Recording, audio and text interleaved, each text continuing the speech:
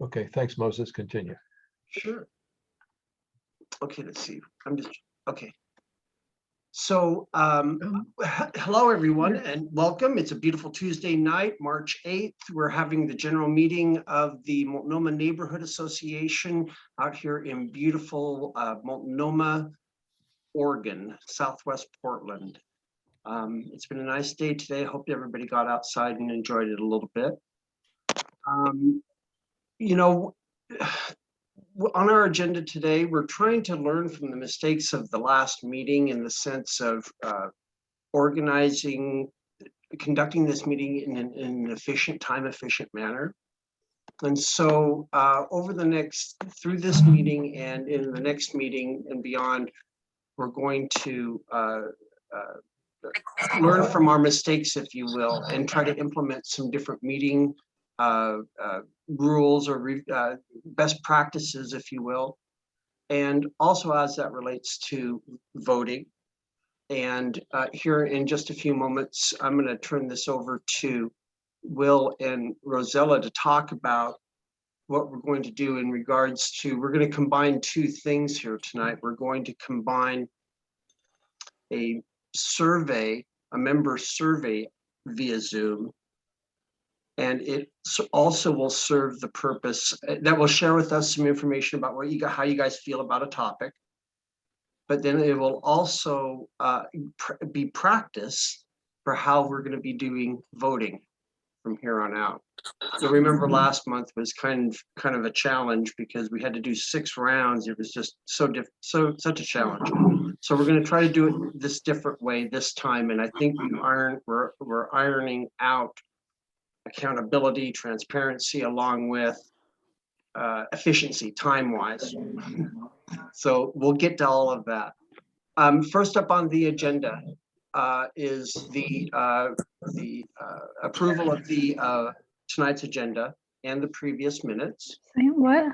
Here, I'm going to share the agenda so that we can see that real quick. Pardon me, folks. Here we go. Let me do a quick screen. Moses, hold just a minute. I'm going to mute everybody, so I'm going to have you unmute yourself right afterwards, okay? Okay. Okay. Okay. Perfect. Okay, sounds good. So that's the first part of that's the agenda for us for today. So right now we're at the point where we're at the approval of the agenda in the previous minutes. Those were in the public Google folder that we have.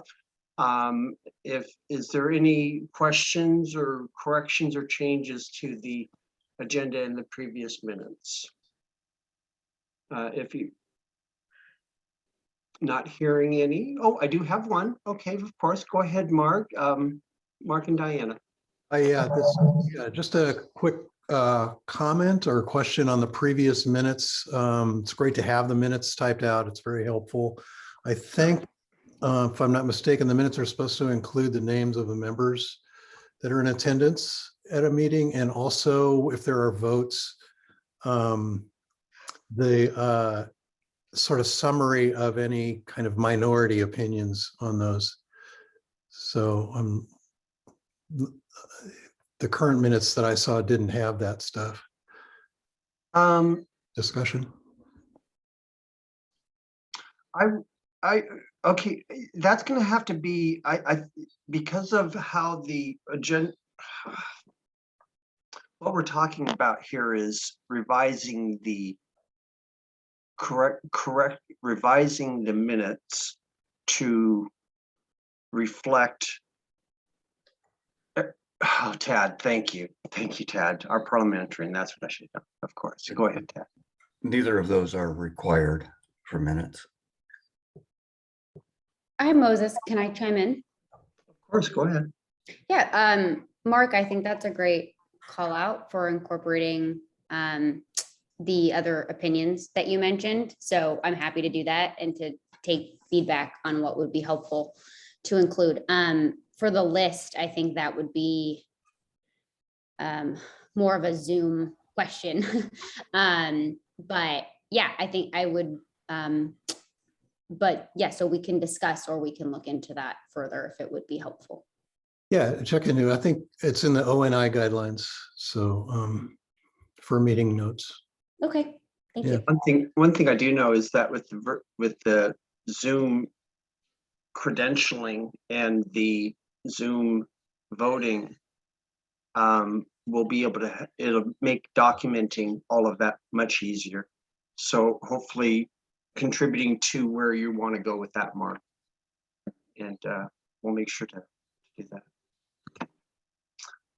Let's talk a little bit about the new meeting procedures here. You know, what we're basically talking about is just making this more efficient use of our time and how we are conducting the meeting itself. And some of the things that we were talking about amongst the leadership is that, first off, you know, we have to create membership. We've got to make sure that credentialing is much easier. We've got to be able to streamline the introductions and the meetings and the updates, improving the credentialing process for the members, and then voting. So there's been a couple of good suggestions. Breidelmeyer NA has a really good method that we can start to begin to talk about here as far as bringing in and registering members, neighborhood members, voting members ahead of time, so that we have a list, that we have something to compare to, and then making the first part of it easier. Rosella, I want to pass this off to you and Will, because in preface to the member survey that we want to do. Yeah, I can give a little lead in and let Will take over. Yeah, I just wanted to share that we're brainstorming a lot of ideas of how we can improve that registration, credentialing, voting, et cetera. And so we definitely are working on all of that. And so I think we'll share more as it comes together. But most critically for today, tweaking some of the voting procedures and doing this member survey. So, but we're all aligned in figuring out how to make the most of our time on Zoom. I'll pass it off to Will.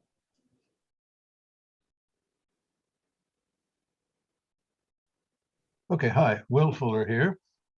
Can everyone hear me? A couple of things we're doing differently. Last time we tried having people vote by raising their hands on the machine, once for yes, once for no, once for abstain, and then again around for people, the second person. It was very long, time consuming to do. We're moving over to an actual polling feature of Zoom, where you vote yes, no, abstain right away, or any sort of answer to the question by a check mark in one pass. We still have to allow for two situations that might occur.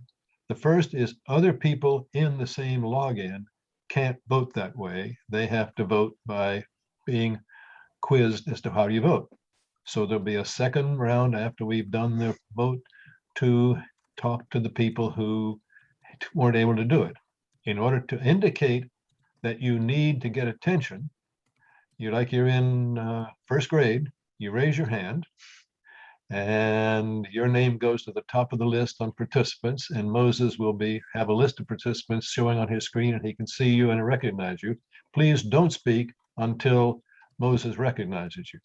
If you can't do that, then you can raise your physical hand and wave it around, and we'll try to see you. But with we got 50 people in the meeting right now, it's really, really hard to see you. So if anyone does not know how to raise, let me go back. Let me see how you raise your hand in Zoom. At the bottom of your screen, and if you move your cursor to and this is the window, the whole window, not yours, you should get a series of options, and one of them will be called reactions. You click on the options, and you'll see in the reactions at the bottom of that, raise hand. So I'm going to raise my hand. There it is, raised. And then to lower it, I lower it. Upper Okay. left-hand corner of the box. It comes up in the upper left corner of your roast. Everyone try raising your hand now, machine-wise, if you would. Just raise your hands. See how many people raised a hand. Look, a lot of hands being raised there. Okay, raise, keep raising. Okay, we're going down the list. See anybody that does not have their hand raised. Corinne. Corinne knows how to do it. Okay, looks pretty good there. Looks like everybody knows how to raise their hand. Carolyn Burnett had two. The hand you want is the one that's got his palm up, not the one with the thumbs up. Okay, so I'm gonna clear all the feedback, so all the hands raised are there are gone. Nope. Oh, couple just come up. Peter Sampson, Joan McConnell. People are still Oh. raising hands. Are you raising your hands for a comment or to show that you can raise your hand? If you're just showing it, they're fitting it One up. more, okay. I have Steve Tannenbaum, oh, dropped his, there's Gordon Campbell. Okay, let's, okay, if you have a real question or something you want to ask for Moses to comment on, keep it otherwise. Raise, hands are all down, great. That's how you raise your hand in a process. Like when you can't do the official roll poll, great, wonderful. Now, to start off what polling looks like, in case you've never done it, we've got a little simple survey that we're going to show on the screen. And then you'll have a chance to put your mark by the what choice in the survey you prefer. Okay. And the survey is a pretty simple one. It's for what type of meeting do you prefer? Here we go. I'm launching the survey. Take a look. And when you see it, click what you would like on the survey.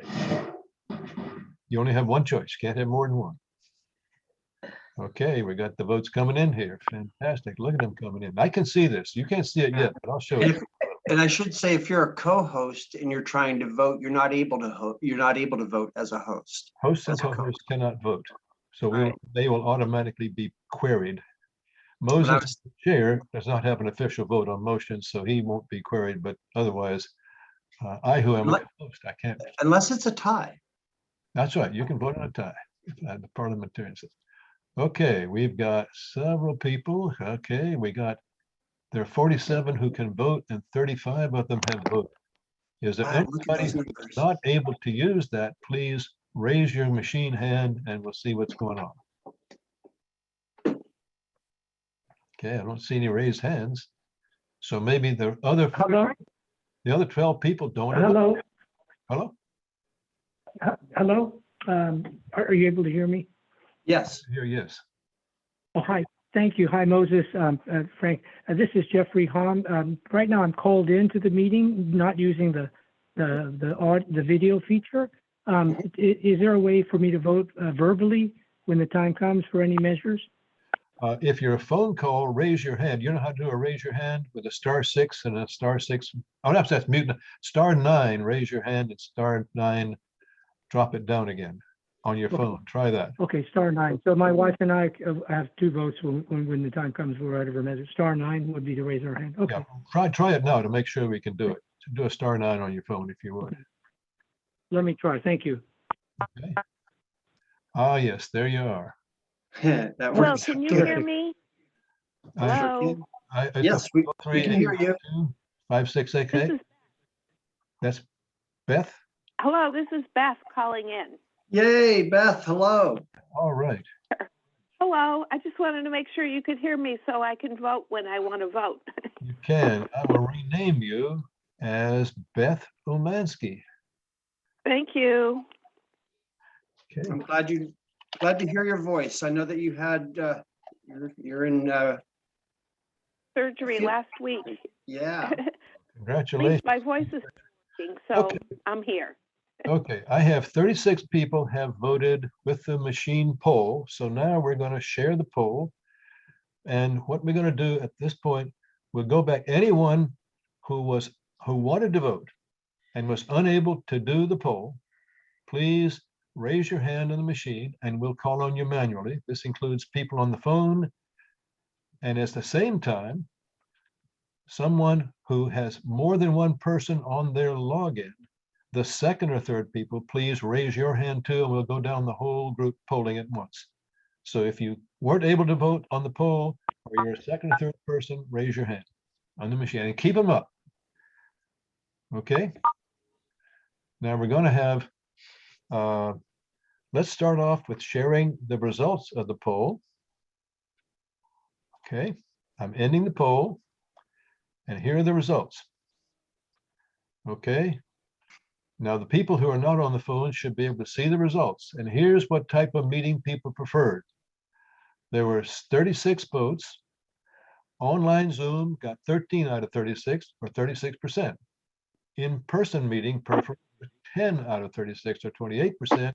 Hybrid Zoom and in-person were 11 or 31%. 2 had no preference and nobody declined to state. That's the vote so far.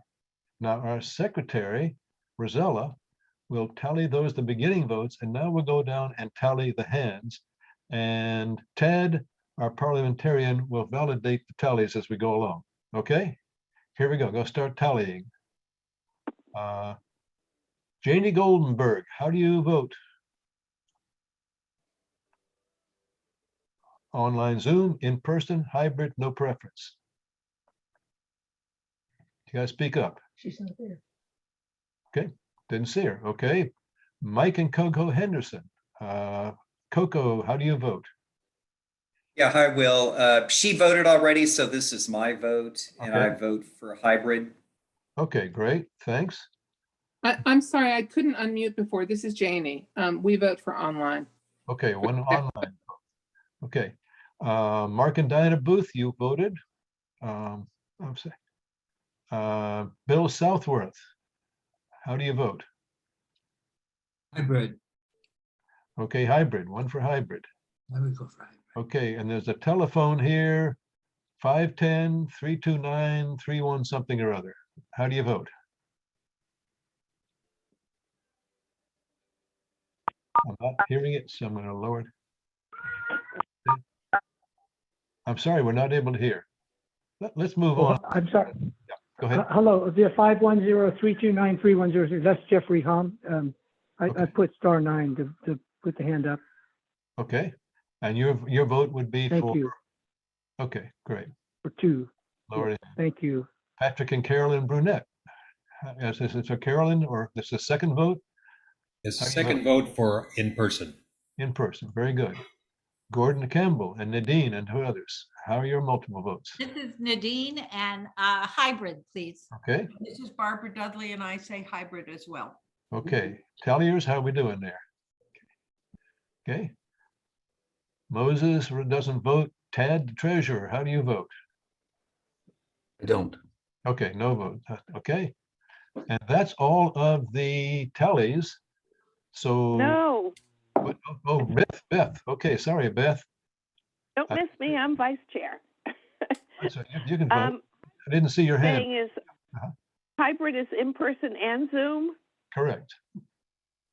I vote for that. Okay, very good. Anybody else who's here? Rick and Laura Patrick. This is Lori. I vote for online Zoom. Online. Okay, got to online. Okay. I see David Reynes. I part of my F Rains. How do you vote? Hybrid. That looks like a second vote there. Yeah. Yeah, my second vote is hybrid. Okay, very good. I see no more hands raised. So talliers, what do you get for a total for the different choices? Yeah, Will, 2 questions. Can you confirm what the people who voted for Zoom prior to the additional votes? Just so I have. that. 11 out of 36. I'm not sorry, for hybrid, Zoom and in person, No, just Zoom. just Zoom is 13 out of 36. Okay, and then Jeffrey on the phone, I didn't get your second vote, if you could confirm.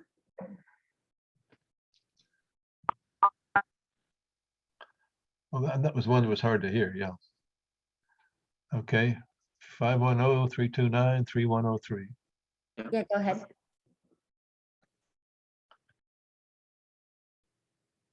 Okay, don't hear anybody. You Sorry. have your hand raised. Yeah.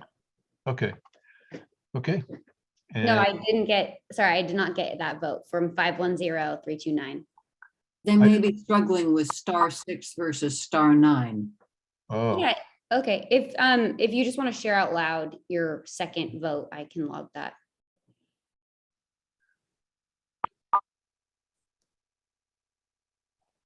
still can't hear it. Somehow the voice is not coming through. I think it's Hello, the key yes, command. I- Oh, there it is. There it is. Hi, yes, that's the second vote. Okay. Yes. Can you confirm what you're selecting with the second vote? What is it being voted on again? Is it, Zoom, in-person, hybrid, or no preference for future meetings? no preference? Okay, great. Okay. Thank And you. if you give us your name and are you a Thank you. member? We'll change your phone number to a name. Sir Jeffrey Hom, Oh, sure. Jeffreyhom, and then Joyce Naimi, Joycelyn, and Niimi. Thank you. I have all the votes logged then. Okay, Thank you. thank you. Okay, all the votes logged. And what's the grand total? I have 15 votes for Zoom, Mhm. 11 votes for in-person, 17 votes for hybrid, and 3 votes for no preference. Good. Ted, does that tally with you? Very close. I got 15, 12, and 18. Well, I think, considering that this is a test run, this would be, this would be the moment to have an indiscretion, a discrepancy between those numbers. Yeah. We'll just have to make sure that next time we. You get the idea. Yeah. That's the process. Thank you very much for participating in the test, and I'll stop the share and carry on with the meeting. Thank you very much.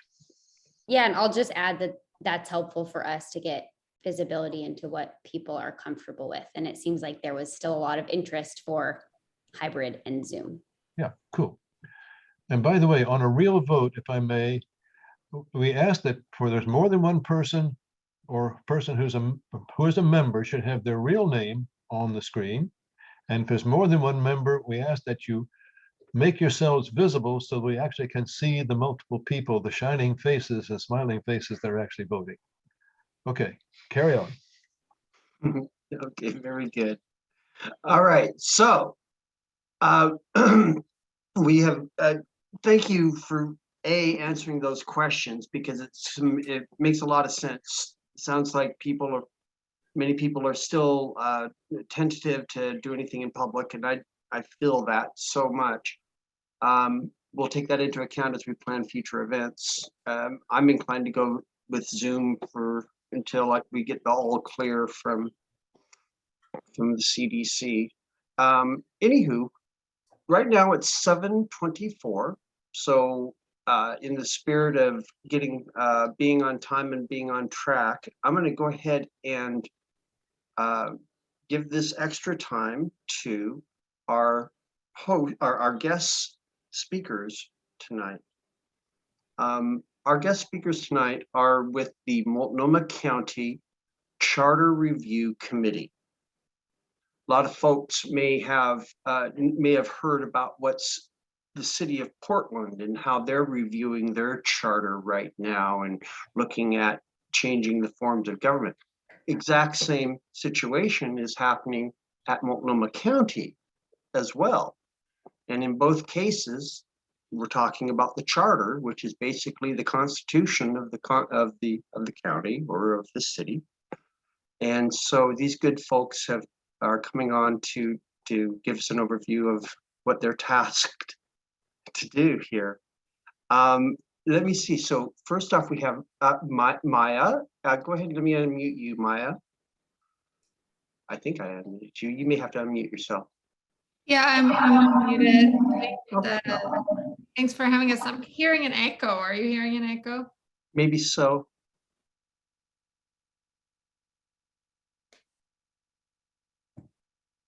Mark, why don't you try? I think my echo's gone now, right?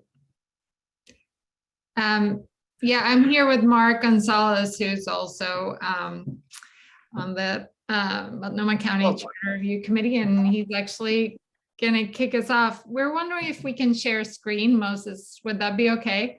Oh, absolutely, absolutely. And you have it's 7:26 now. You have until 8 o'clock, so you have a good 30 minutes to talk about this.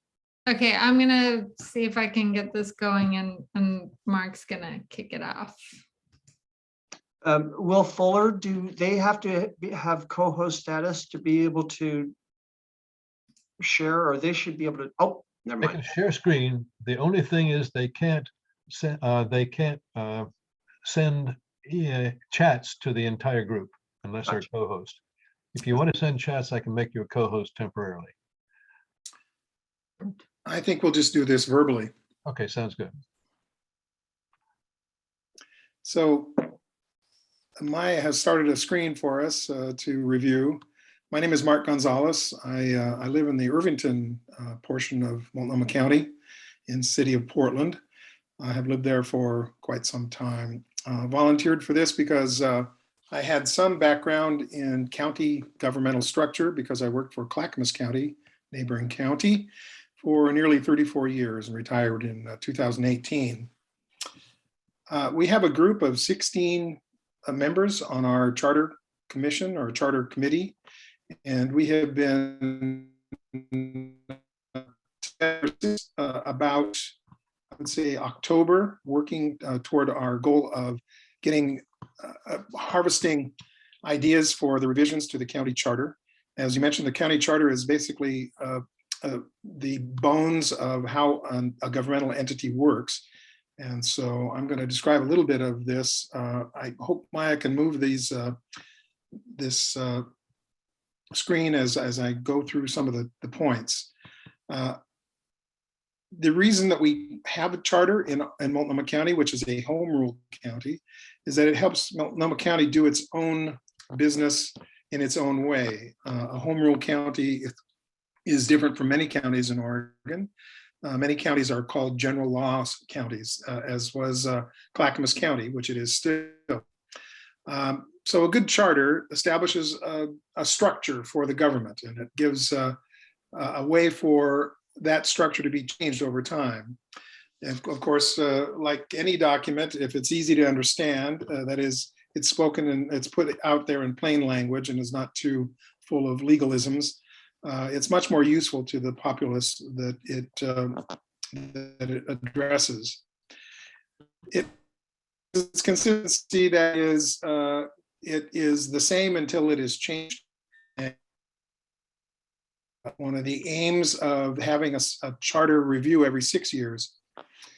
The City of Portland's charter review occurs every 10 years in comparison to Multnomah County's. I thought when I signed up for this that it was going to be an every 10-year undertaking, but it turns out that it's every 6 years. And a good charter tries to touch on all points for which the county has its authority. Of course, sometimes people don't understand exactly for them in terms of their rights or their restrictions or their rules, but and when we get either requests to consider changes, or when we in our group of 16 charter reviewers think that we have something that might be a possible good change to present to the Board of Commissioners, then we move in that direction. I think that's the bottom of the part of this that I can see. So our comprehensive charter review, we have each read through the charter, probably multiple times, I would say, because people have different interests as to which part of the charter they would like to think about making changes to. We do this in public meetings. All of our meetings are public, like the City of Portland's meetings. And we have the ability to receive testimony and also to interview witnesses. Witnesses, in this case, might be members of the public. They might be experts in governmental operations, and they might be members of the Multnomah County operation itself, like one of the commissioners at Multnomah County. Among our charges is to review the section on the commissioner's compensation, which is a periodic review. And then we're to report our findings and conclusions and recommendations to the people and to the Board of Commissioners. That takes place before any changes are made, 95 days before the next election, which is the 2022 midterm election. And we also identify and recommend changes to the charter to the voters if we can come up with recommended amendments. and we approved draft language for charter amendments and for the ballot. So those are the things that we do on a regular basis. Right now, we are in the midst of having just recently established subcommittees to study different facets of Multnomah County government. And I think that Maya is going to comment on that as she does her report. Yes, I'm going to see if I can pull that up while I'm talking right now.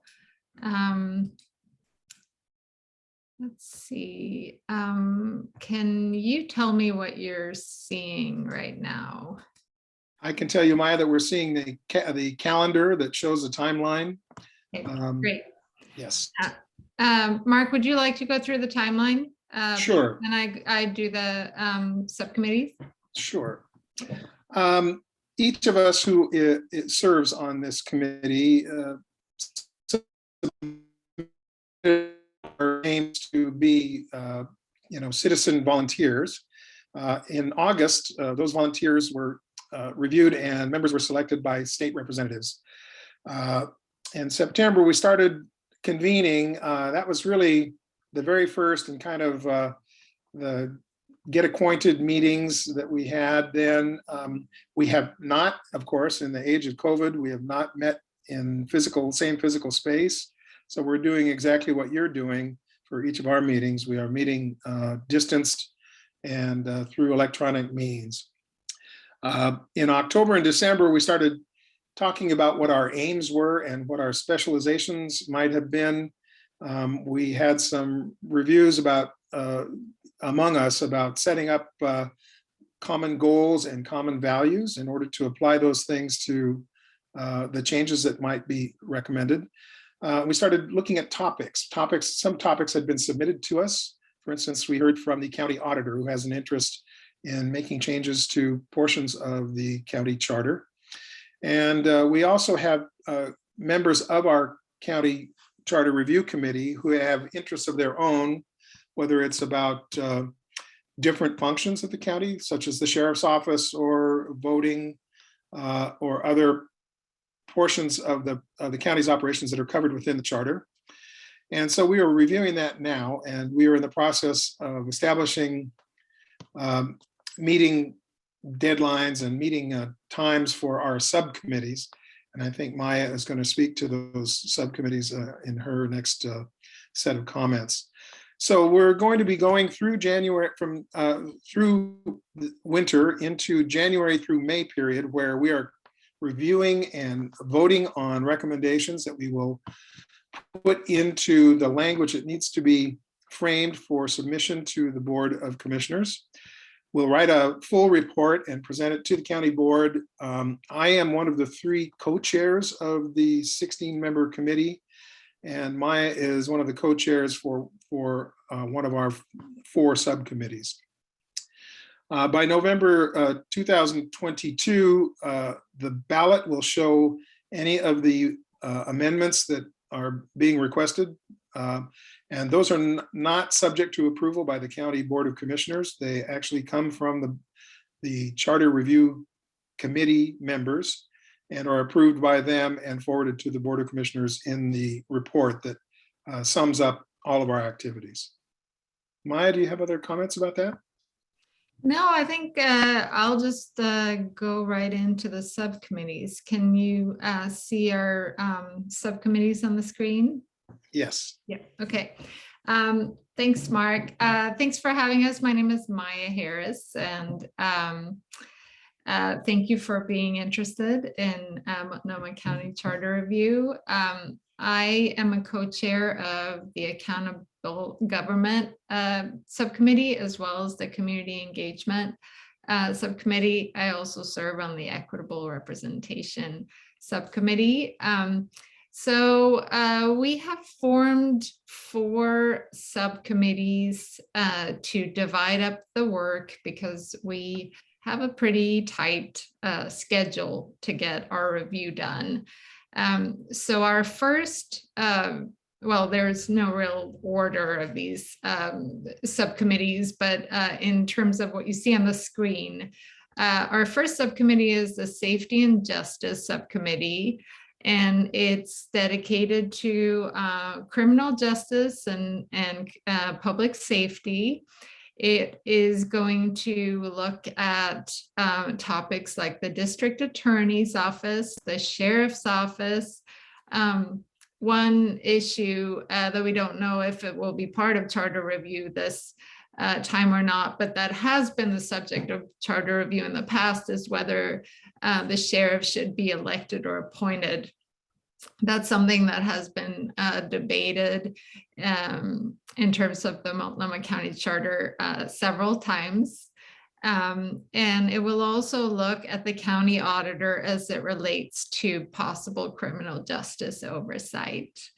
Then the second one you see on the screen is the Accountable Government Subcommittee that both Mark and I serve on. It is going to look at topics like the county auditor. That is actually something that the subcommittee has recently decided to go ahead and study. Like Mark said, the auditor has proposed several amendments to the Multnomah County Charter, and the Accountable Government Committee has decided very recently in our most recent meeting to go ahead and study those amendments. So it doesn't mean that we have said that we will recommend them, but that we will study them to make a decision on whether we will recommend them or not. The Accountable Government Subcommittee will also look at the Office of Community Involvement, which is a department of the county that does a lot of citizen engagement, and it's also the office that sort of provides the support for charter review. We will be looking at the charter review process itself as well, and evaluating that. Charter language in this scenario primarily relates to gender neutral language, which the county has already adopted, and we have already, as a subcommittee, decided to recommend that the charter adopt the same gender neutral language as Multnomah County already has in place. It also has to look at the salary commission that's actually in the charter itself. So we have to evaluate that and look at the salary commission every single time we review the Multnomah County Charter. County manager is another topic that has been raised as a topic of interest by the committee. Multnomah County does not currently have a county manager, but it has been suggested a few times in charter amendments, but never passed. The third committee that you see, subcommittee that you see, is the Equitable Representation Committee. And it's going to look at things like voting methods, electing officials, campaign finance, districts, tied elections. Multnomah County elections actually are tied elections are settled by a coin toss in Multnomah County, and also requirements for elected officials, size of the county board, and filling vacancies. With respect to voting methods, I would just point out that some alternative voting methods that have been, especially ranked choice voting, which is a sort of an alternative voting method that's been used and continues to increase in popularity around the nation, is something that this committee is going to look at and evaluate. And the fourth committee that you see is the Community Engagement Committee, which is a committee that basically tries to get the word out and educate the public about what we're doing, and try to encourage as much public input as possible. So with that, I'm going to stop sharing and see if there are any questions for Mark and myself. If there are no questions, we can talk a little bit more about Multnomah County and the services that Multnomah County provides, but we want to make sure we reserve a lot of time for any questions that the group might have. You know, just one thing I wanted to mention, just kind of as a joke, if you will, is that if you do decide to take up the issue of how tiebreakers are done, I'd like to make a suggestion or two besides the coin flip. I'm sure we could come up with a really good, juicy alternative to a coin flip. Maybe dice. Maybe we'll have a We're horse taking race. all suggestions, so feel free to. And if I remember correctly, there was an instance in the recent history of the coin flip being needed. I can't remember the specific, but anyway, I'm sorry, please go ahead. If there are folks that would have any questions at the moment, please raise your hand.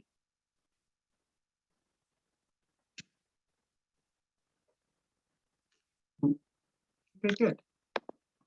Maya, let's go ahead and dig into where you were going with this then. Okay, let's see if I can get this. Mark, I'm going to ask you to just talk a little while I pull up the other presentation. Well, I guess I would say that I feel fairly familiar with what counties do. I know that because of my career at Clackamas County, a fair amount about the various functions that are within the county's purview. I think a lot of folks are not aware of that, and I believe that the same sort of misunderstandings happen about city government and state government. You know, who is in charge of doing what, and when do those things get changed, either by voting or by legislative activities. So I think that we're hoping to, as part of our communication process, to clarify for people what the county is responsible for and things that they are not responsible for. And this item that's up on the screen now will help illuminate some of that.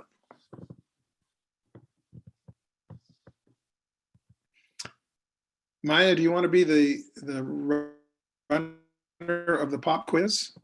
Yes, sorry, I needed to unmute myself there.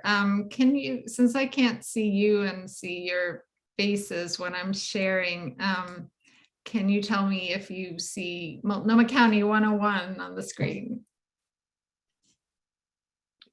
It's up there where I'm seeing it. Okay, good. Okay, so we have a little pop quiz for you. This works best if people can use the chat. I don't know if the chat is enabled or not. It's not for Mark and I, but if you're not able to put your answers in the chat, you can say the answer out either out loud, or you can just say it to yourself as a guest. We're gonna do a little pop quiz on what Multnomah County is in charge of. So here we go. Is this program or service, is this a program or service of Multnomah County?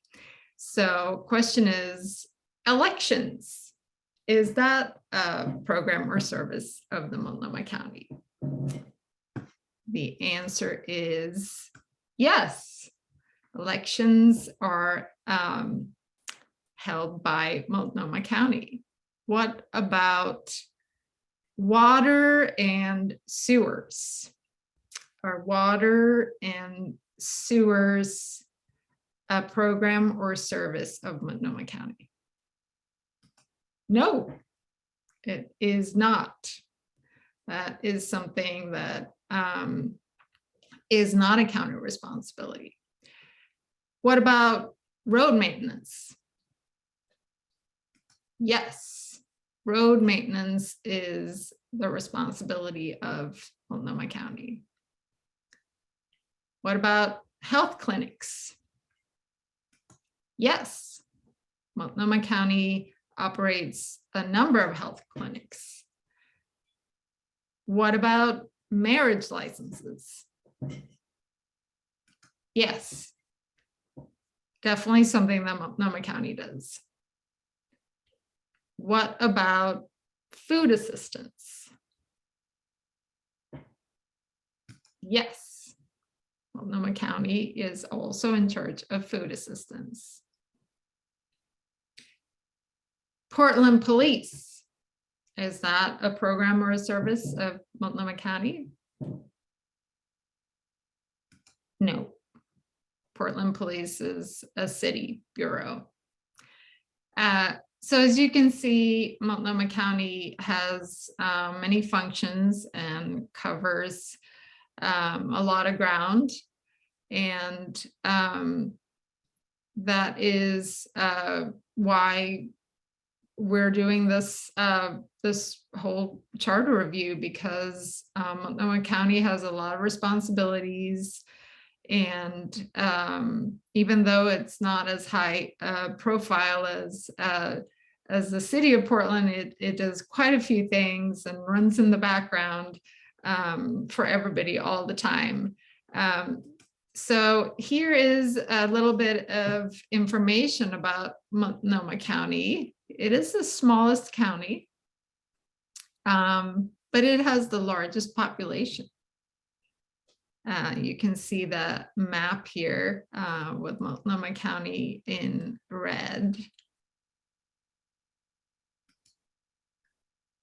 And here are the cities in Multnomah County, and you can see how this is kind of a funky map that shows the geography of the different cities, and even has Maywood Park there, the little dot that you can see in the surrounded by Portland. And as you may know, we have 4 county commissioners and we have 1 county chair. The chair is elected at large while the other commissioners serve districts. All women today. Hasn't always been the case, but that is the case today. We also have other elected officials in Multnomah County that are also governed by the charter. We have the auditor's office, we have the sheriff's office, and we have the district attorney's office.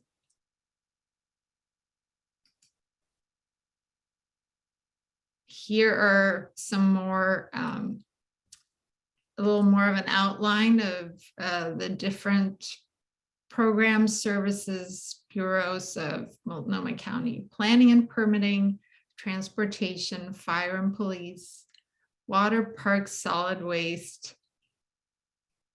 These are, I'm sorry, these are actually the partners. Like I said before, Multnomah County doesn't do fire and police and water, but here, these are the partners of Multnomah County that provide services within Multnomah County. So the city of Portland, city of Gresham, Metro, and here we have another outline of the different, this is actually the services and the programs: health clinics, mental health and addiction, homeless services, aging and disability support. The county is the big health and mental health sort of central place. Here we got a few other things that Multnomah County does. Property taxation and marriage licenses is probably something that people associate with the county. The county also operates the libraries in a lot of cities. Libraries are a city service, but not in Multnomah County. Anti-poverty and community building, low-income weatherization is another service. Bridges, elections, some land use and transportation, even though the city also does that, and Metro as well, and animal services. That is that. I'm going to stop sharing. And if anyone has any questions about Multnomah County Charter Review, we'd love to answer them. Otherwise, our meetings are public, and anyone can come and speak to us if they want to. You can also provide written comment if you have there's anything you want us to look at, or anything that comes up that you agree with or don't agree with. We welcome all public comment all the time. Hey, Maya, this is Shayu. I'm a resident in Southwest Portland. You know, I think one of the things that we all recognize is how many neighborhood roads are in quite disrepair. And as a resident, I've recently learned that part of this had to do with the annexation of parts of Portland, with roads being turned over from Multnomah County to the city of Portland. And basically, you know, many of the existing roads didn't meet the city of Portland's requirements. And there are city ordinances that basically say it's the individual homeowner's responsibility to maintain these roads until they can be brought up to kind of the city of Portland standard. And then, you know, the city of Portland will maintain the roads. You know, is it possible to kind of have a better understanding historically of how and why this happened, and if there's any coordinated recourse? Because, you know, I think the result of the of kind of this shift of burden to the residents is that the roads just aren't maintained. And so, you know, some of the roads are blatantly unsafe in terms of just their state of disrepair. Mark, you want to take a stab at this one? I'm not sure I have a comment about that. I know that in Clackamas County, we had established these sort of limited service districts that were funded by the people who lived on a particular section of road.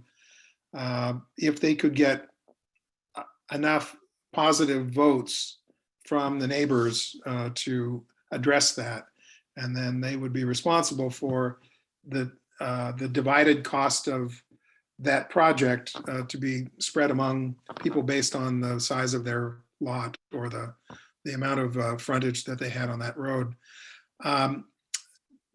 Having just joined this committee this year for the first time, I am not really deeply versed in Multnomah County's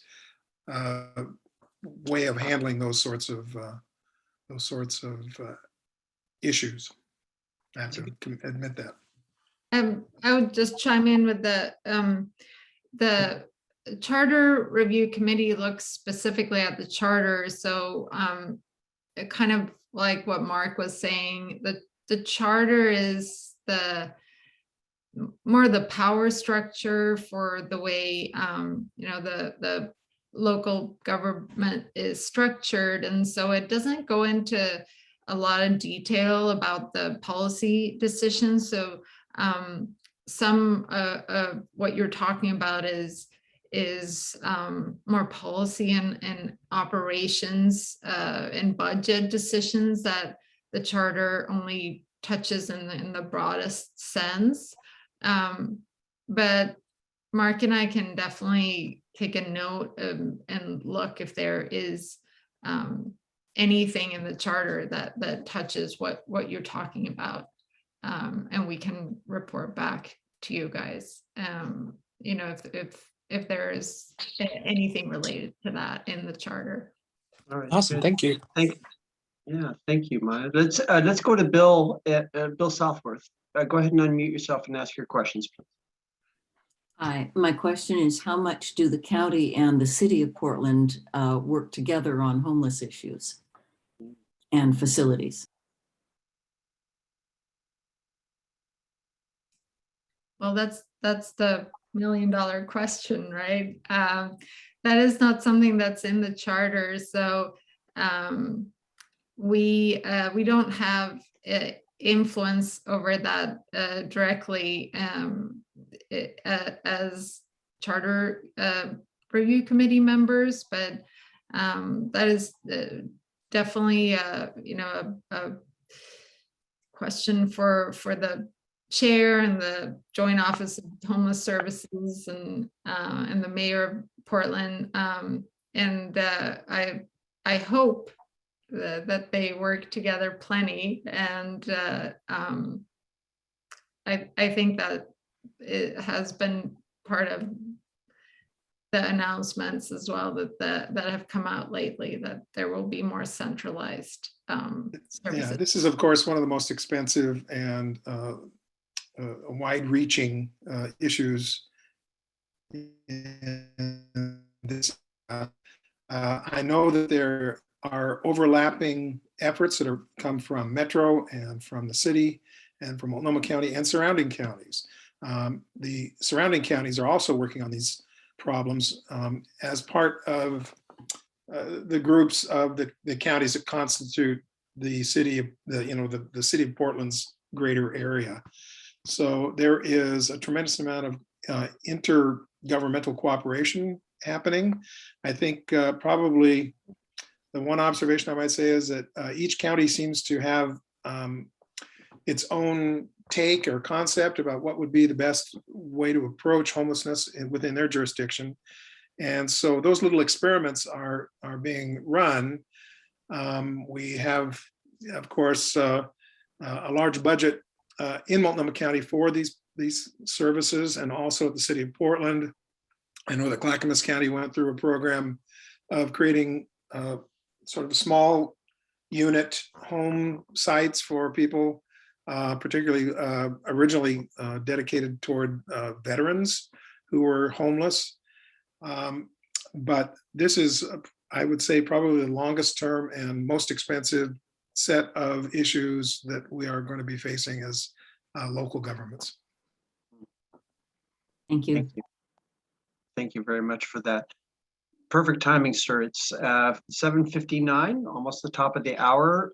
Maya, Mark, I'm very appreciative of your time tonight and giving us a summary of what the Charter Review is doing and reviewing. And I look forward to hearing back to more about what your work will be. And I'm sure we'll see on the ballot in November some of the results of your work. So, thank you. We Thank you so much for having us. that the ballot will reflect some of the things we're doing. Yeah. Thank you so much for having us. If you would like to get in touch with us, of course, we are members of this committee. We are a public committee. We're happy to respond to any written requests or any written observations, or come and testify in front of our meeting as well. Thank you for the opportunity to come and explain a little bit about what we've been doing for the last several months. Very Thank good you so stuff. much. Thank Good you. night. Thank you very much. You know, these charter review committees are so important. People underestimate their impact. Okay, so let's go on with committee chair and committee reports, and that section of the agenda. Here, wait a minute, let me take a quick look over here. Let's take a few moments to do some summaries here of what's been going on. Bill Southworth has his hand up. Oh, I didn't see that. Thank you. Go ahead. It's actually too late now. They've gone. Oh. I had my hand up for a while. My question was whether or not education was considered to be one of the issues or one of the areas. I didn't think I saw the name education. Yeah, I don't know I wonder if that's under the purview of the county to provide that. You know, I think that's if that's the scope of the county's responsibility, education. As far as that goes, I think they were talking about community education, but not necessarily education Right, of I our saw children. that, Yeah, but not, I was thinking of schools. Okay, yeah, probably a separate thing. yeah, I think so. I think it was more general community education about what the county does and how the county can help. Let's see, going straight into the board and committee reports. Boy, from your chair's perspective, I don't really have too much to report. You know, there's been a lot of media attention over the last 30 to 45 days when it comes to SRV. There's been some television interviews. I've tried my best to represent the neighborhood association and say the position based off of what you have told me to say, basically through our motions, and make sure to just do it right. Make sure that we're representing everybody here. So I'm hoping, I know that some folks, some reporters, industrious reporters have been knocking on doors. If you don't have to do their interviews, if you don't want to do those interviews, you're very welcome to refer reporters directly to me. Just give them my email address or they can look up my phone number. I'm happy to get that off of your responsibility. I know some people have, I know that they've been quite industrious as far as knocking on doors around the Armory. So I just want to mention that. I know Beth is vice chair, and I'm not expecting Beth at all to have a report given you're recuperating from surgery. It's just good to have you back though. And Thank you. hi. And yes, I have no report to say that I'm alive, and we're happy about that. Yes, we are very happy about that. Thank you. Let's see who's next here. That would be Tad as our treasurer. The treasurer's report this month looks exactly like last month, the month before, and several months before that, with a total of $467.86. Very good, sir. Very good. Okay, and Rosella, our newest board member. Would you like Yes, to make a nothing to report? report. Thank you.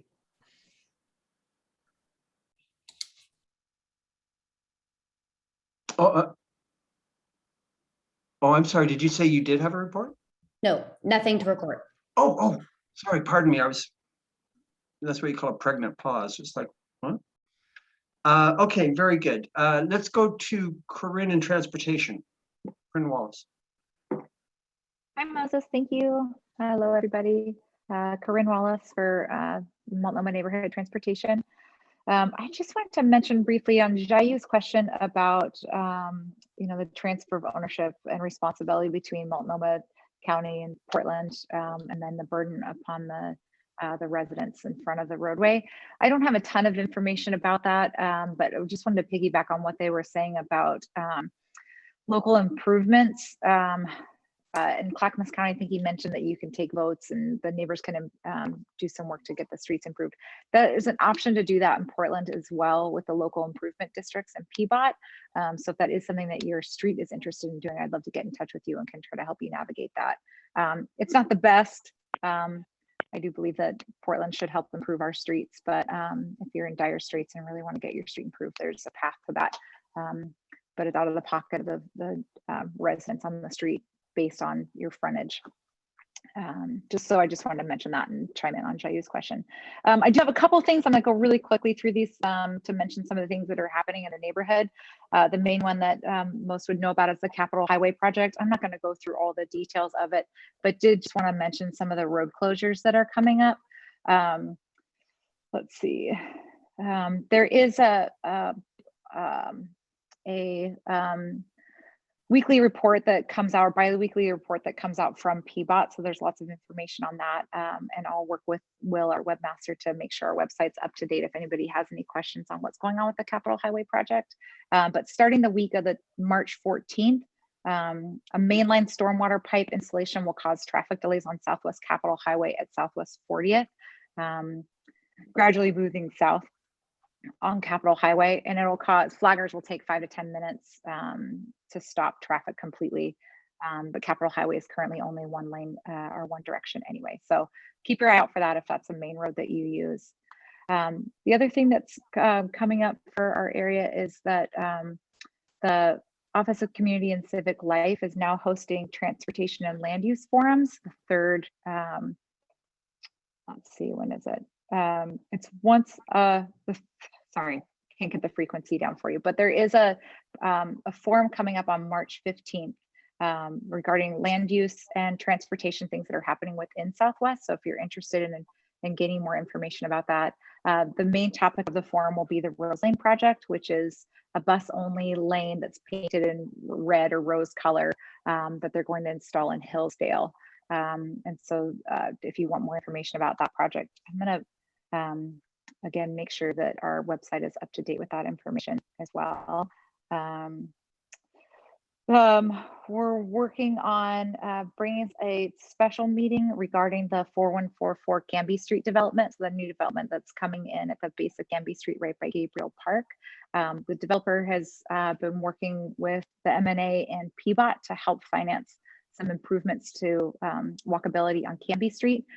So kind of pulling those three elements together between the developer of the Canby Street development and PBOT. And so more to come on hopefully a special meeting outside of the general meeting cadence to bring people more information about that. And then the last thing I want to mention is the Barber Crossroads project that's at Capitol Highway in Barber, right at the I-5 intersection. ODOT's an ODOT project and its construction has started, so there will be delays there. And again, if there's anything big coming up, I'll deliver more information and then have our website updated as well. And if there's any questions, I'm happy to take them. Does anybody have any questions for our transportation chair? Corinne, this is Peter. Peter, yeah. Hi. And we walk and drive Capitol Highway often. And do you have a sense of whether that project is on time and like on schedule?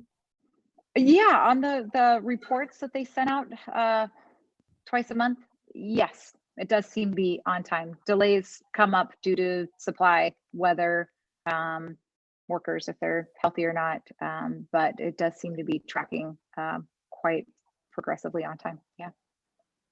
It's going to be an astonishing improvement. Yeah, yeah. Thank you. Pretty exciting to watch it unfold. Yes.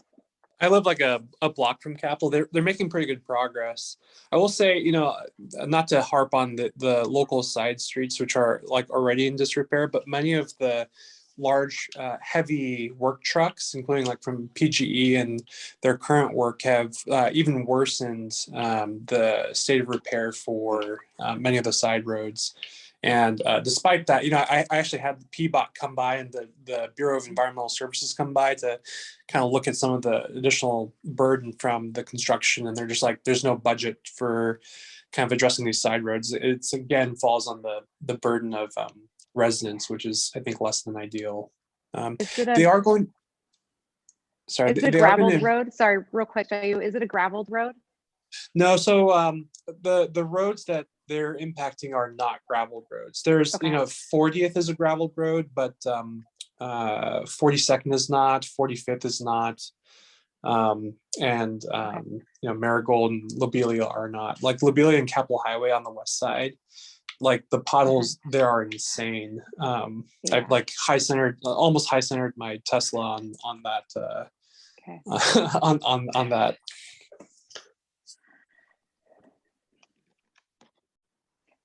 Thank you for that update, Shayu. Yeah, thank you. Very cool. And we're going to be talking a little bit more about the Capitol Highway improvements here in just a bit. Let's see, who else is, let's see, Frank Rudloff is not here tonight. He is traveling for work. So we'll defer a land use one. And I think, Corinne, you addressed the biggest issue with land use right now, and that's the 4144 Canby. And then Will Fuller, let's would you like to make a committee report, sir? This is your equity chair. Okay, we have a couple of things I want to focus on. The first has to do with the West Portland Town Center project, which involves the southern part of Multnomah neighborhood with some possible high-rise apartments and other multifamily housing. And it's a project that the West Portland Town Center is part of the Southwest Corridor project, which is sort of a transportation max line, so on, which it's on hold, but the development continues. And the equity issue there is there's a significant number of low-income people, people of color, and immigrants and refugees who live there, and their housing is threatened by the gentrification potential. And this is an area where the city has declared itself, it's not going to gentrify out a bunch of people, but what's happening is the PSC, Planning and Sustainability Commission, has been backing off some of the commitments to maintain low-income housing. So Southwest Equity Coalition, or SWEC, is concerned about that. I'm the rep now from Sweeney. Multnomah has not taken a position on that Southwest Equity Coalition, but I'm going to the meetings anyway. The other equity issues that we're dealing with in the neighborhood continue to be making the association more representative of the population. It's light on renters when half of our population is renters, roughly. It tends to be the usual suspects of people who are various people who are homeowners and interested in specific issues that are not everyone's. That's a continuing thing. But right now, people who show up at the meeting are the association, but it's the association's duty to reach out to people who aren't showing up and give them a chance to participate. The final has to do with the thing we passed, an equity statement, which said we are promoting an open, fair, welcoming, and safe neighborhood, which is pretty highfalutin words in some respect, but it's common, ordinary neighborhood words. And the idea is to make equity a natural outgrowth of what we do as a neighborhood, and to make equity for everybody, not just the people who are especially in need. That relates directly to the big issue for us right now is the Cypress Village at the Sears Center that's proposed or is planned. It's an issue that pits somewhat the homeless against the homeowners, but more importantly, it focuses on that word safety. Safety for everyone. If you saw the presentation from Helping Hands, he made a big emphasis that everyone's safety is important. Residents and villagers in the Cypress Village. And that's an important thing for me. Just the whole concept is that if you're hurting one group of people unnecessarily on behalf of another, that's inequitable, and that's not what we do. So that's what we're doing. Equity for me is, it's not something you necessarily do separately. You simply use an equity lens in whatever you're doing. Cypress Village project, transportation, land use, and so on. And in a natural way that isn't beating you over the head about you've got to be equitable, like eat your spinach. So we're not spinach, we're grassroots equity in this place. And I'm proud of neighborhoods stepping up to the plate on it. That's my report. Sounds like Corinne, looks like Corinne has her hand up, and then Beth. Go ahead, Corinne. Yeah, you're on. Thank you. Yeah, thank you, Moses. Sorry, I forgot to mention one more thing. It's not transportation related, which is why I dropped it off. But I had a one-off call today with the Business Association, and they've reached out to the M&A to hope for some partnership regarding an Earth Day event in the village, which is pretty exciting since we're kind of coming to a shift in COVID behaviors and the health of the community. And they're looking to do an Earth Day event in the village, Earth Day weekend of April, which is the weekend over the 22nd, 23rd, partnering with Solve to do a neighborhood cleanup event, including some art center activities for kids, music for kids, potential mural paintings, and just some, it's just in the beginning phases of planning, and hopefully it will all come together. But just wanted to plant that seed with the folks here today for the meeting, and hopefully it will come together and to hopefully see you guys out there in the village over Earth Day. Very good. Beth?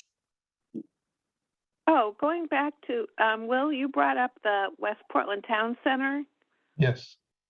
project. Was there something more you wanted to say about that? I just wanted to tell you that I've been on that committee since the inception of the whole thing. Well, I'm fairly new to it. I've been focusing on the SWEC part of it. So what would you like to add to that? You have some insights that we need to hear.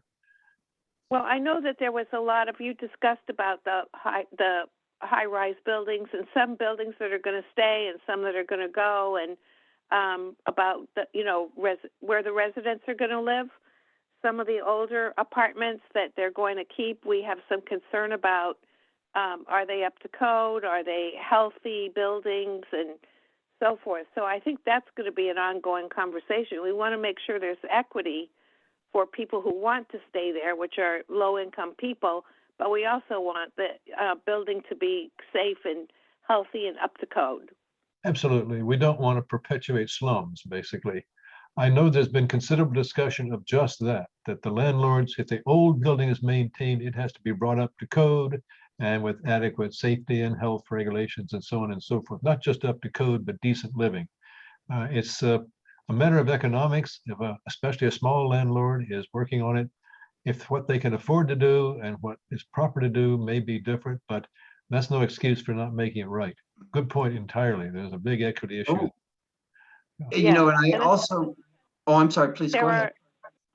There are, people of color in living in those apartments.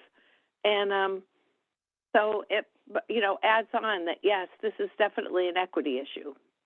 Oh, okay. If I may, I see that we have one of our neighbors Terry is on the line, is with us. Terry Prieg-Grigsby, who is also on that committee as well. Hi, Terry. Hi, I just wanted to Terry. speak up. Hi, Beth and Will. Nice to see you here, and thanks, Moses.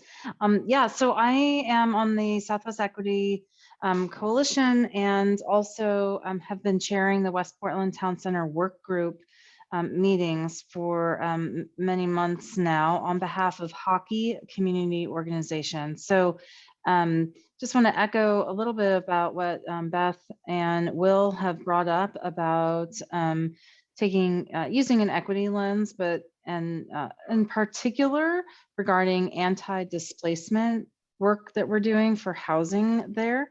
And I also wanted to clarify that we really have not been talking about adding high-rise housing apartment buildings there. So, we're looking at different options with the Portland Planning and Sustainability Commissioners, and I'm happy to discuss any details if anyone is interested in that. So my name's Terry Prieg-Grigsby, and Moses knows how to get in touch with me if you have any questions. Just ask him and he can point you to me. Thank you. Terry, this is. Go ahead, Beth. Go ahead. I would refer questions to Terry more than to me, because she's been more involved or more deeply involved than I have over the last several months, especially due to my health.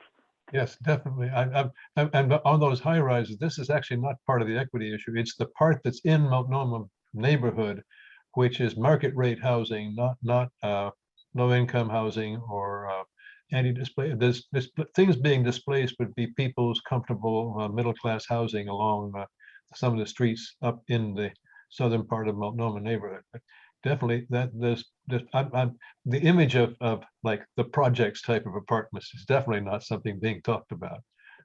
Thank you. Right, and not in any part of the West Portland Town Center, including the Multnomah neighborhood. Neighborhood, yeah. So we have high-rise buildings are not part of the conversation. So increase in density. So maybe duplexes, triplexes, quads, but not high-rise buildings. So not four-story buildings then. No. That was misheard from people who lived across the street from it that were moaning the possibility. Good. Carry on. Good stuff, Terry. And what this is showing me is that we need to have an extended conversation about the project. And Terry, being a neighbor of ours, I'd like to put that invitation out to you right now, if not next month or in the next month or two. Sure, I'd be happy to. Thanks. Yeah, absolutely. I think we could have a good conversation like that on this topic. So thanks. Yeah. Okay, let's see here. Perfect timing, 8:21. Oh, Okay, so ongoing business. Let's talk about this Safe Rest Village work group. I'm so pleased to be able to talk about and introduce one of the co-chairs of the SRV work group, Peter Sampson. Frank Rudloff is his other co-chair. Frank is traveling tonight. I don't think he's here. If he is, I'm almost positive he's not here. So I'm going to ask Peter to give us an update, talk about that first meeting and the tasks that are facing the work group. Thank you, Moses. Uh-oh, bad echo? Are people hearing a bad echo? Okay, great. Thanks, Moses. Yeah, Frank is not on the call tonight. He's in Austin, Texas on a long business trip. So with your kind indulgence, I will just read a report that I have composed on the working group and then submit it to Will for the record. So thanks to widespread interest in this issue and a spirit of civic participation, we now have a group of 12 volunteers with a variety of viewpoints in our Safe Rest Village working group. Those who could attend met last Saturday at a 2-hour kickoff retreat at the generously donated Southwest Community Center. And it was generally a positive and really productive gathering, I thought. And I want to thank all who have volunteered to serve on this important group. Moses and Peter and Frank brought folks up to date on the SRV. The most recent major development is that Helping Hands has withdrawn from negotiations to be the manager of our Safe Rest Village here. There are, however, many other experienced managing organizations. You may remember Alan Evans as a guest on our meeting of January 27th, but he has withdrawn from negotiations with the county for managing our Safe Rest Village. Our working group discussed its main charge, and that is to prepare a good neighbor agreement to be negotiated with the city. And we reviewed the ground rules for how our group will operate. Our main accomplishment of the day was selecting individual tasks to start working on. And these were principally in 4 or 5 categories. First and principally was reaching out to Multnomah neighbors, organizations, and businesses about ideas they would like to see included in a good neighbor agreement with the city. We're also researching baseline or current data, if available, regarding houselessness or property crime in our neighborhood. We're thinking if we can establish some baseline data. It's not always easy to acquire, but if we can get some baseline measures of where we stand right now, we might be able to better judge the effectiveness of the operation of a Safe Rest Village. We want to connect with other neighborhood associations who are working with Safe Rest Villages.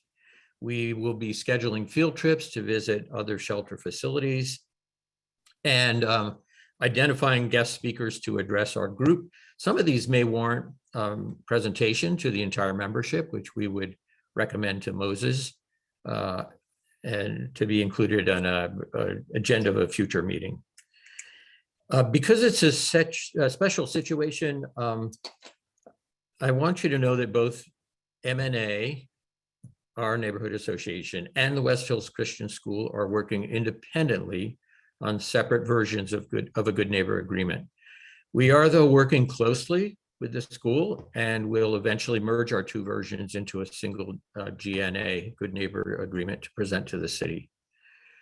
The city, which has made it clear it will accept only 1 GNA, has now convened a stakeholders group comprising our association and the school for direct communication and monthly meetings with the city's SRV staff. Using as a template the 2-year-old GNA between the Harbor of Hope Navigation Center and the city, we have begun compiling our own draft version of a good neighbor agreement.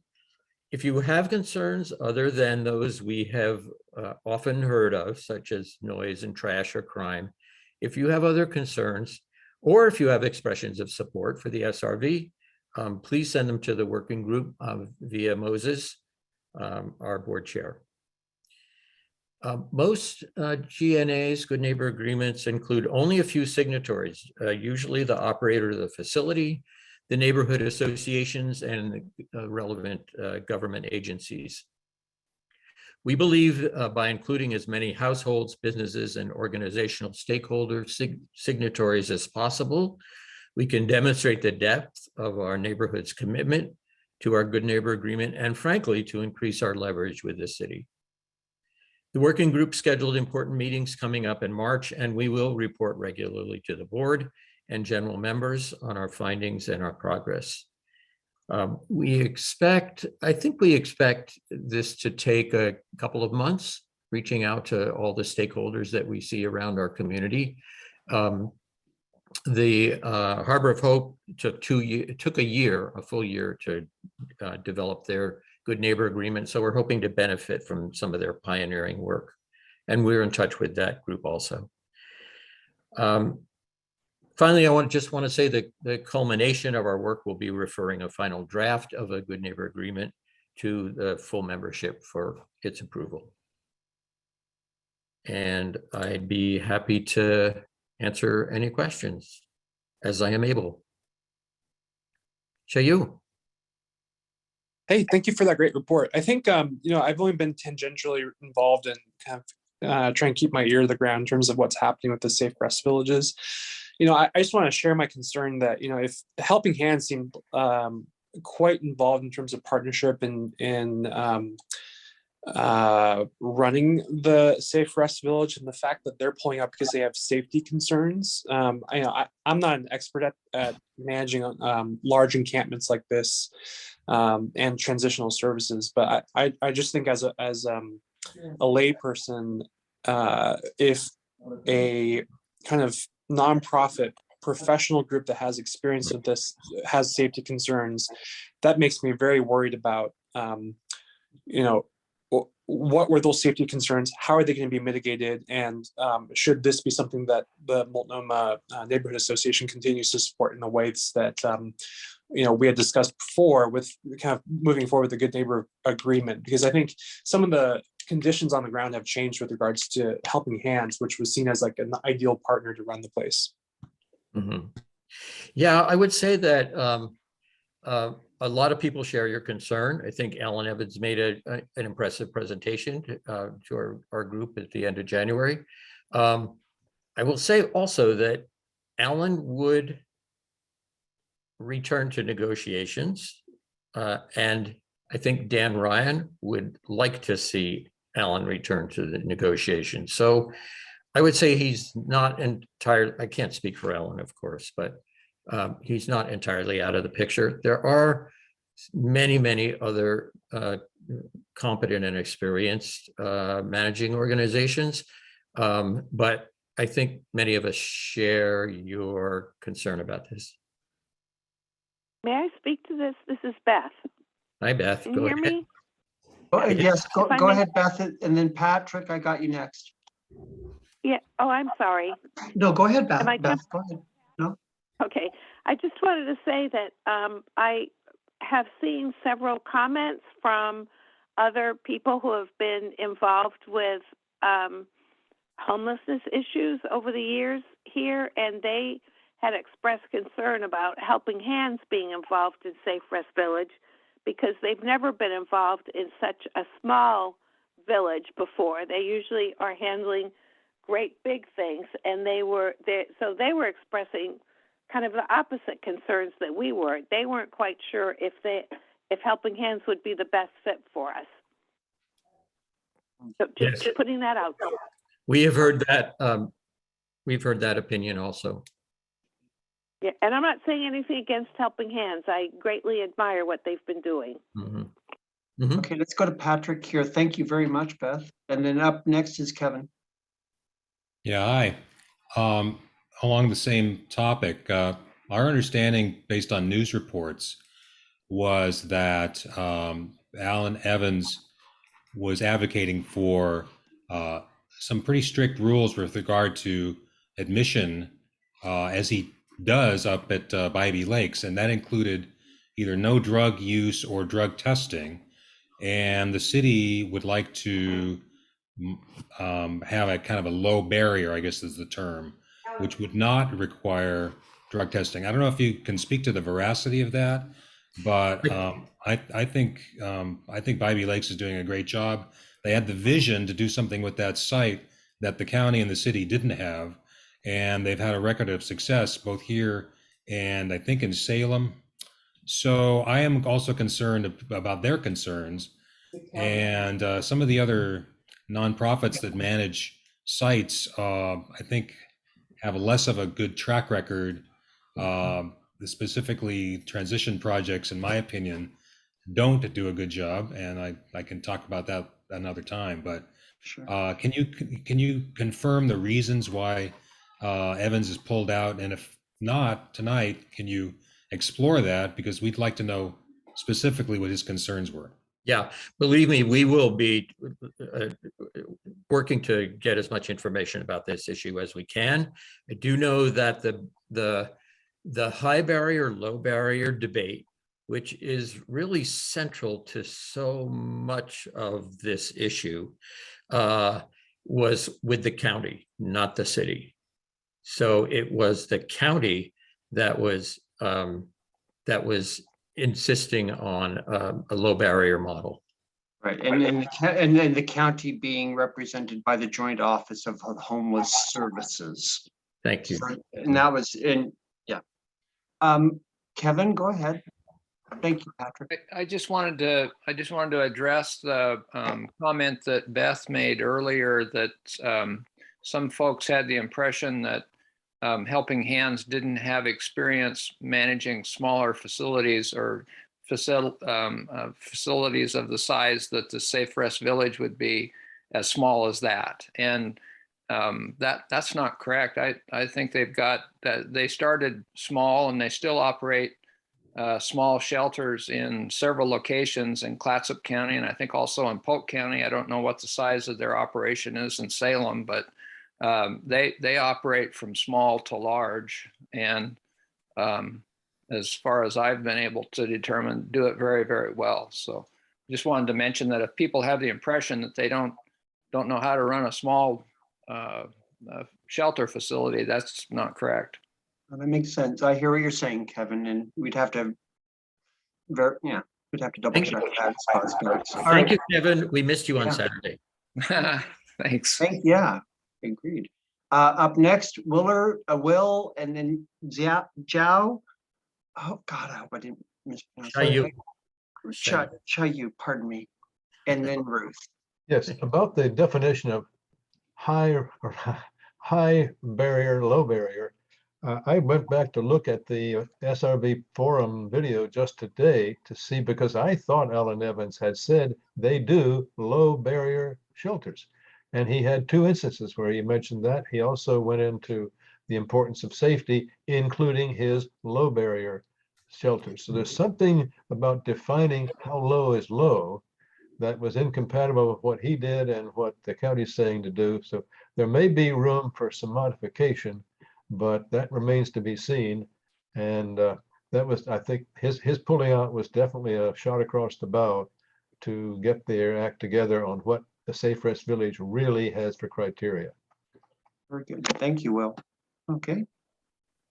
Oh, gosh darn it. I do this every time. Pardon me, sir. Go ahead, please. No problem, Chayu. I guess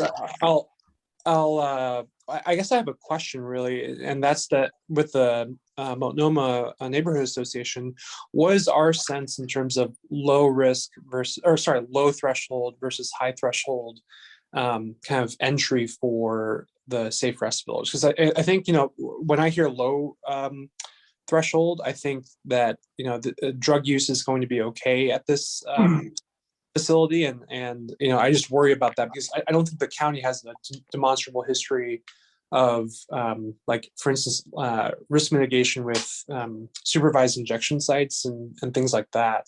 Yeah. And so I'm curious what other members, how other members feel about the low barrier. Well, this will be the work of the working group. is to decide what goes into our good neighbor agreement.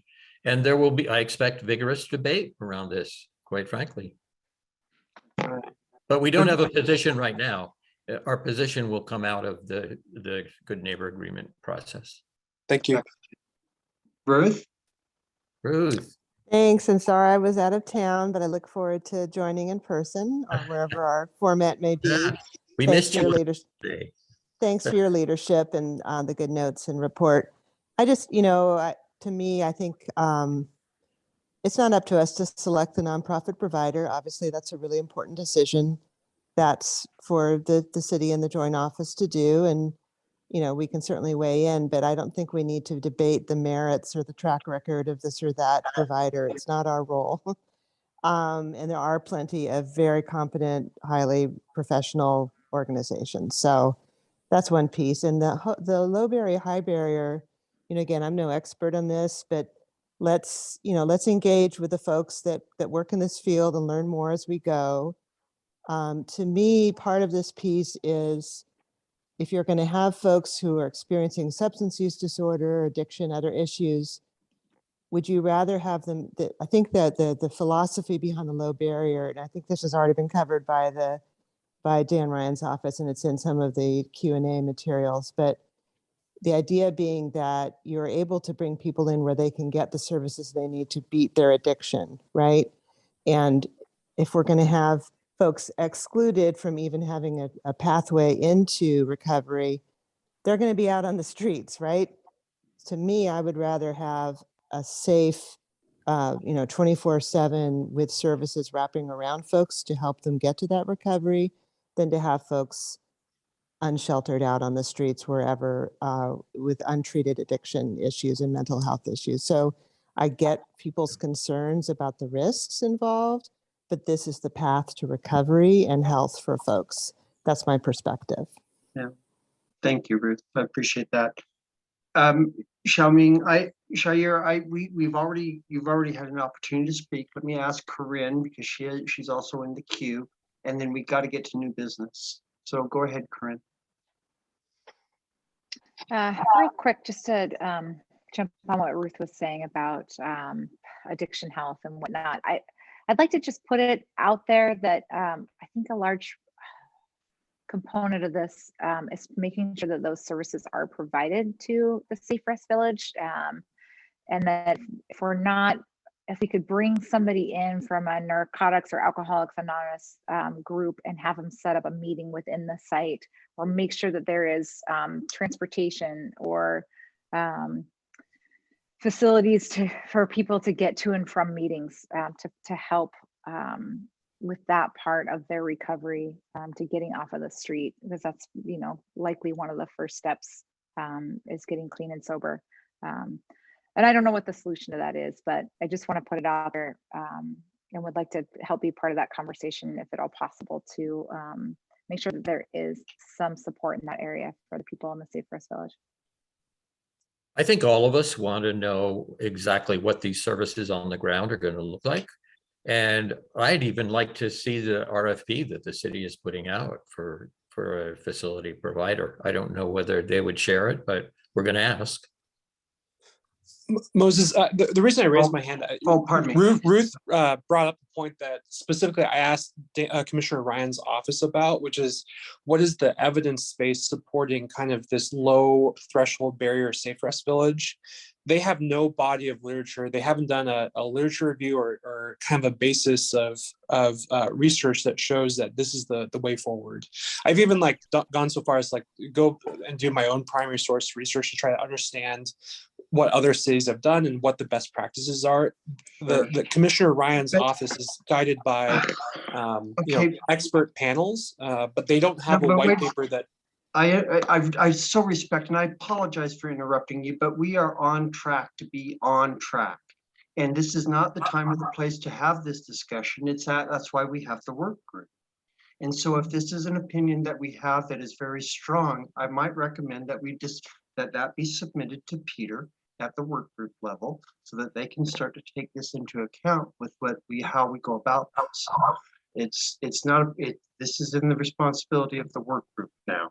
as far as these issues, as far as them taking this into account. Thank you. Thank you very much I appreciate that. Thank you, everyone. I appreciate that. All right, so let's go forward here now with what we have, the final piece of the night business, and that's our new business section. And we have one new project, we have one new business item here that was known ahead of time, and that is the There are two hands still raised. Do you want to recognize those? Xiao Yu and James Peterson, I think. No, I will not, because I know that they were both in relation to the previous discussion on SRV, and we've moved on to the new business. And so the new business section of our meeting. So now we were talking about the sign topper project, and the sign topper project. I'm not sure if Chris Lyons is here tonight. He may not have stuck around, but Chris Lyons is the subcommittee chair for the Capital Highway Improvement Project for the Neighborhood Association. He's been in that position for about 4 or 5 years now, plus, since it started.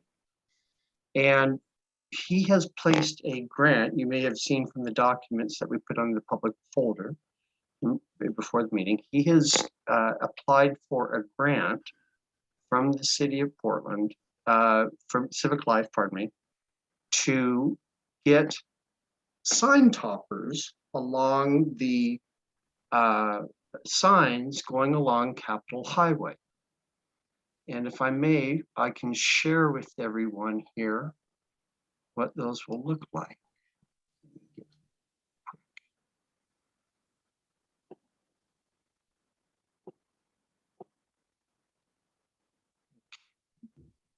And then I'm going to share the screen.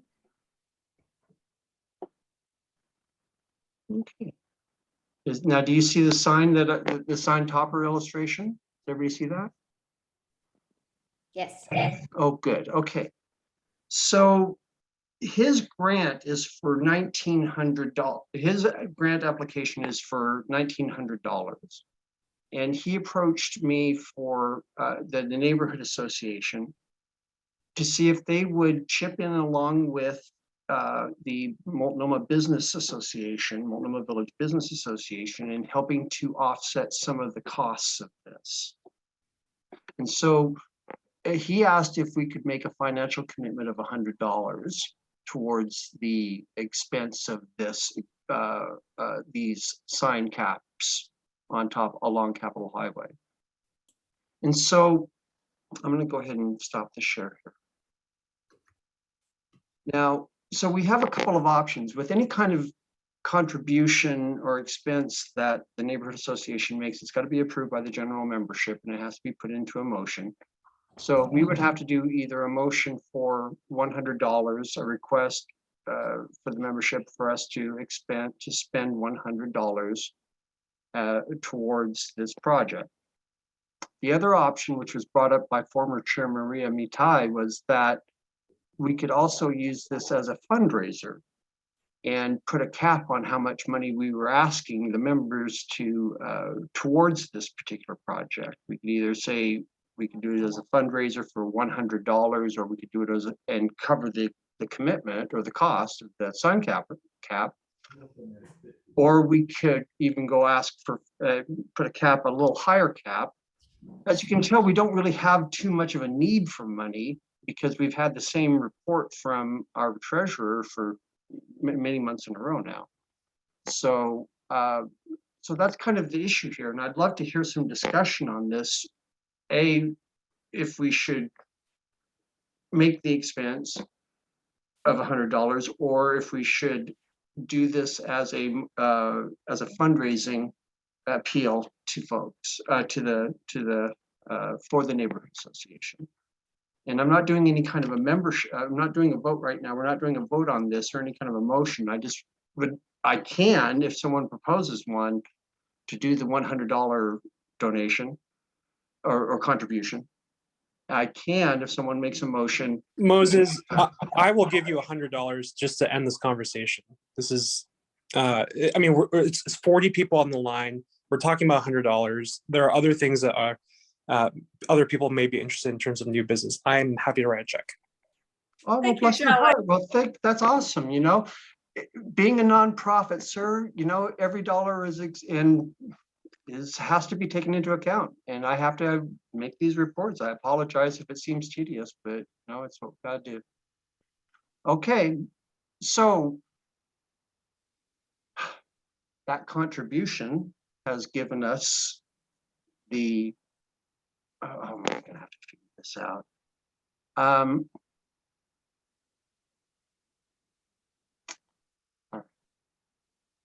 We'll go ahead then and consider what we can do here, seeing that we have had a generous donation made to us by one of the members of our neighborhood association. We'll circle back around on that and make sure that everything is appropriate, and then that way we can fulfill the grant request, the commitment or the request from as part of that grant.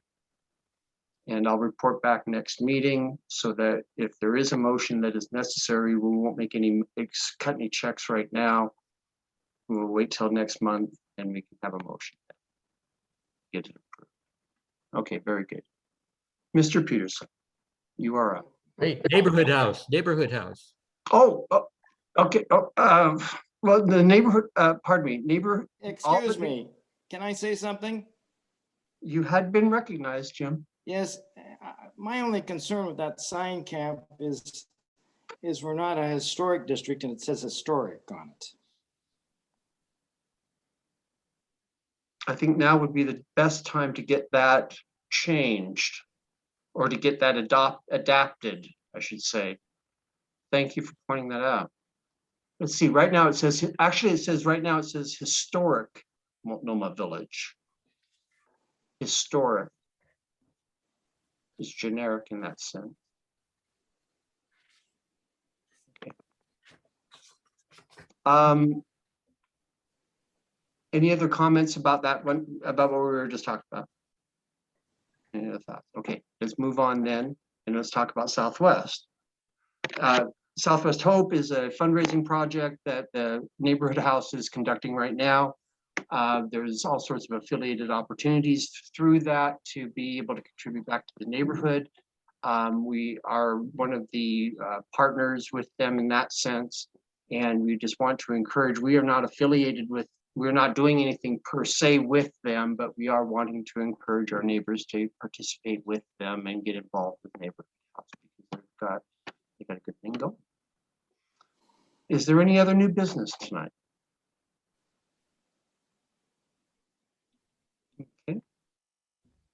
It's 8:50. Let's go ahead and start to wrap up and document our next steps for what we will do. The SRV group is ongoing. And Peter, can you share with me how many, when is what's the expected schedule of upcoming meetings for the work group so that folks that would like to make sure that topics are discussed by the work group can get you information? Yeah, our next meeting is a Zoom meeting on Thursday, March 17th. So is that a week and a day from now? And then we will be meeting toward the end of the month to prepare our first monthly report to the board, which will meet a few days into April. So, and those are the only meetings we have scheduled now. We'll be sending out a doodle poll to get some other meetings on the calendar based on people's availability. Wonderful. Now, if somebody wants to get in touch with Peter or Frank or as the co-chairs of the work group, we are creating a dedicated email address for them, but we don't have that developed yet. So you can always reach out to me at multnomah-chair@sweeney.org if you have a comment or if you need to get in touch with Peter and those folks. We don't have a vote, so there's no need to do a credentialing poll. And so that there's no need to have a motion to vote on. Looks like here we have. Yeah, Jim, go ahead, please. Well, are those working groups public meetings? I would assume so. Well, are they posted on the online so that people could attend them No, if I they don't- want to do it? No, No, they are not. public they're not, meetings. these are not public meetings, no. Well, then I don't think they're legal. Thanks for your Against the opinion. bylaws. Okay, well, thank you, Jim. What, we can have a side discussion on that, not right now, because that's not new business. You know, if there's no new business and we've wrapped up everything, I'd take a motion to adjourn. But before that, Moses, I sent you an email, but how can people who weren't aware of the working group, how can they join the working group, or is it too late? It's too late to join the working group. You can send comments, questions, opinions to the working group at any time. And we could also, if you would like, members of the working group to sit down and meet sometime, show you, we could schedule that also. Is there a board member on the working group? Frank is a co-chair. Oh, a board member. That would be, yeah. I guess by myself, I'm an ex officio on it in that sense. I'm not. So yes, I guess the answer to that question is yes. So I guess. Excuse me for the interruption. May I just ask? Peter mentioned that there was going to be a Zoom meeting on the 17th. I just wanted to clarify, is that Zoom meeting only open to work group members, or can anyone? No, that's our working group meeting. So that is a closed Zoom meeting. Correct. Thank you. And so I just want to, regarding equity and so forth, to Will's point, I think in terms of process, I'm a resident here, intermittently participatory, love to be involved. And it's disappointing to me to hear that, one, the meeting is closed, two, there is no opportunity to join the meeting. And three, the only input is an email. I've already emailed you guys. I emailed Commissioner Ryan's office, and I found the responses insufficient from Commissioner Ryan's office and non-present from M&A. So I appreciate that you guys are gonna have a sidebar conversation on bylaws. Right on. Very good. Jim, one last question here. I see your hand. I forgot to lower my hand. I think you're violating the bylaws again, Mr. Ross. I can file another grievance. Okay, very. All right. We're going to have the grievance committee very busy. Excellent. Okay, well, very good. Mr. Biggs, we have one more question. Hi, I just had to unmute. Oh, pardon. Is there a list of the folks who are on the work group that you mentioned just earlier that we could submit concerns or questions or whatever to those folks? Is there a list that lives somewhere? At this point, we are just compiling a list of everyone right now. I mean, our first meeting was only last Saturday. At this point, all inquiries should come through Moses, and as we develop a group communication system, we'll make those working group members known. Okay, thank you. Yep. Bryn? Yeah, quickly, I just wanted to clarify with Peter, the working group is closed because you're at your cap, is that right? Just so that's clear to the group. Your goal was to have 6 to 12 members and you're at the 12, and that's why it's closed. It's not Yeah. closed for other reasons, it's closed because it's at a cap. No, it's closed because we were seeking 6 to 12 members. We wanted a Yes. manageable size group, and we hit the 12. And the opportunity to join the working group was open and well publicized for people who paid attention to association affairs for probably 6 weeks. All right, good. Okay. Let's go. If I would entertain a motion to adjourn.